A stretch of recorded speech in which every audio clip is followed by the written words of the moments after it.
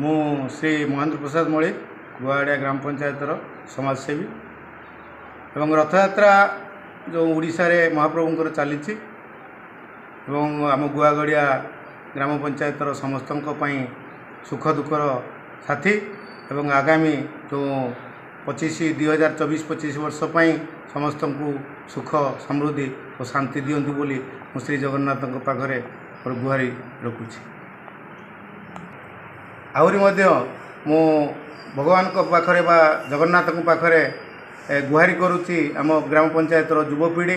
ଏବଂ ଛାତ୍ରଛାତ୍ରୀ ଏବଂ ଶିକ୍ଷକ ଶିକ୍ଷୟିତ୍ରୀମାନେ ଯେମିତି ଆମ କୃଷକ ବନ୍ଧୁ ସମସ୍ତଙ୍କୁ ସହାୟ ହୁଅନ୍ତୁ ଏହି ରଥଯାତ୍ରା ଏବଂ ଏହି ଆର୍ଥିକ ବର୍ଷ 2024-25 ବର୍ଷ ଏବଂ ସମସ୍ତଙ୍କୁ ଶାନ୍ତି ସମୃଦ୍ଧି ଆଣି ଦିଅନ୍ତୁ ବୋଲି ପୁନର୍ବାର ମୁଁ ଘୋଷଣା କରୁଛି।